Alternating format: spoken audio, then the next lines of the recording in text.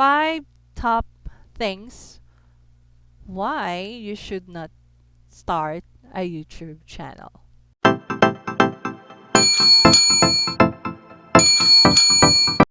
Welcome back to my YouTube channel. This is Legaspi, and for this vlog, meron na naman tayong bagong tutorial nga ba to?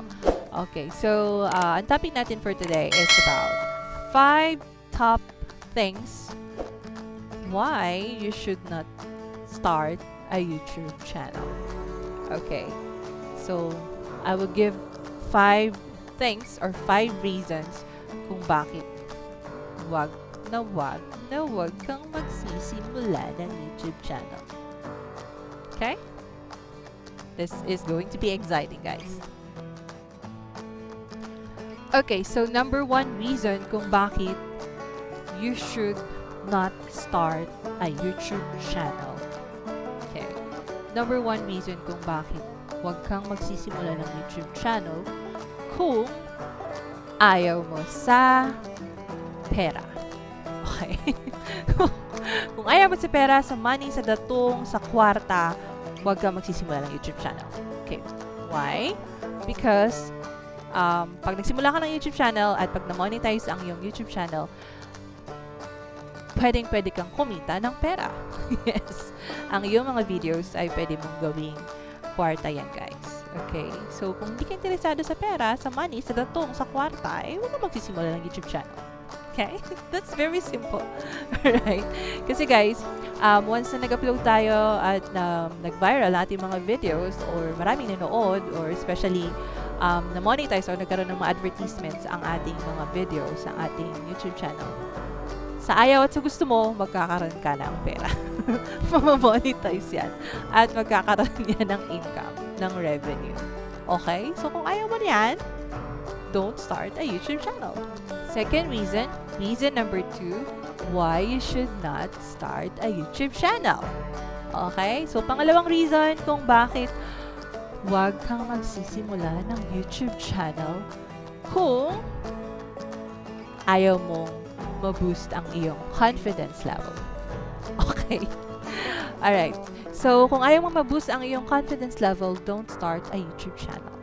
Yes, guys. Kasi pag nagsimula ka ng YouTube channel at nag-start kang mag-record, nag-start kang mag-play ng button sa iyong record application, sa iyong cellphone, nagsimula kang mag-video or mag-record ng iyong sarili while talking to the camera, mabubusang yung self-confidence.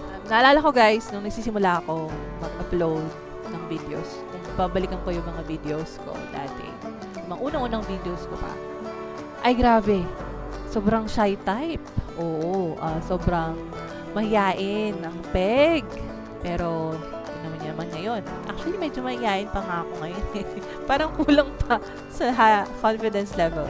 So, kailangan pa natin i-boost. So, yun nga. Kung ayaw mo ma-boost ang yung confidence level, don't start a YouTube channel.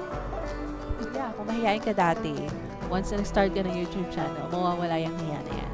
Alright? So, kung patuloy ka nag-upload, patuloy ka nag-vlog, so makakonquer mo yung fear of speaking to public, makakonquer mo yung takot na, o yung hiya, makakonquer mo yan, mawawala yan gradually. Kung ayaw mo mawala yung hiya-hiya mo sa katawan, don't start a YouTube channel. Let's go to number 3. Okay, so number 3 or third reason why you should not start a YouTube channel, or third reason kung bakit wag kang magsisimula ng YouTube channel kung ayaw mo sa free stuffs. Okay? Or free things. Mga free things. Okay.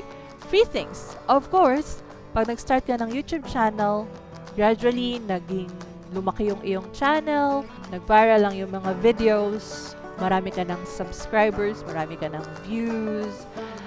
There will be a possibility, guys, na magkakaroon ka ng mga viewers na may mga companies. Especially kung ang iyong niche is about brands or about, let's say, for example, ang iyong niche is about cosmetics or makeup YouTube channel. Right? So, So, marami kang maaakit na advertisers or brand na pwede kang alokin na maging ambassador ng kanilang mga products. So, they will give you free stuff. They will give you free trials. Okay, so kukontakin ka nila. Hey! Nakita ko yung video mo. Napanood ko yung video mo and it was really fun and nakakatuwa yung mga video at ang dami mong mga viewers, ang dami mong mga subscribers. So, we're going to give you a lot of free things. So, ito, basta try them on and then give us a review, give us a feedback kung ano ang na-experience mo sa products namin, ganyan, blah, blah, blah. So, posible yan guys. Posible na kapag na-start yung YouTube channel, lumagong yung channel, natuwa ang mga advertisers sa iyong video, sa iyong content, possible na magkaroon ka ng maraming mga freebies. Okay. So, advantage yun guys. So, kung ayaw mo ng advantage na ganyan, don't start a YouTube channel. Okay. Next, number 4 reason why you should not start a YouTube channel. Or fourth reason, pang-apat na rason kung bakit wag kang magsisimula ng YouTube channel is kung ayaw mo ma-improve ang iyong sarili. Alright? Kung ayaw mo ng self-improvement, don't start a YouTube channel. Habang nag-upload ka ng mga videos, habang nagre-record ka ng iyong mga vlogs, nakikita mo yung sarili mo, diba? Siyempre, pati kung panonoorin mo, i-criticize mo yung sarili. Oh, teka lang, meron palang mali doon. May ano pala, dapat pala ganito yung ginawa ko. So, unti-unti, marirealize mo na, wow, meron pa pala akong dapat na i-improve. Okay? So, mas mapapaganda mo pa yung iyong pag-vlog. Bawa, minsan mo, oy, nagkamali ako ng pronunciation sa ganitong word. So, next time, babaguhin mo na yon, itatama mo na. So, oh, may mali pala dito. Dapat pala, yung pag-edit ko ng videos is, yung transition ng pictures is ganito. So, mas maganda pala to. So, dapat ganito yung gagawin. At makikita mo, oh, yung kilay ko hindi pala pantay. So, sa next video mo, papantayin mo na yung kilay mo, diba? Okay, so, teka lang, yung buhok ko, dapat pala, nagsuklay man lang ba? Katulad niya, hindi ako nagsuklay. Kailangan ko ma-improve to next video ko. So, ganun lang guys. Okay, so kung ayaw mong magkaroon ng self-improvement, then don't start a YouTube channel. Last but not the least, okay, fifth reason why you should not start a YouTube channel.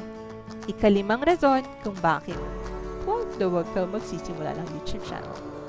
Okay, is kung ayaw mo ng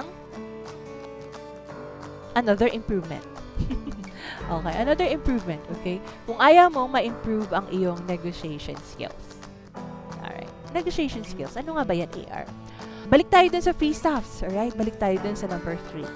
Of course, siyempre, habang tumatagal, habang lumalago yung channel, habang dumadami yung subscribers, habang dumadami yung followers, habang dumadami yung viewers, so, the more na marami kang maaakit ng mga advertisers, the more na marami kang maaakit ng mga gustong makipag-collaborate sa'yo.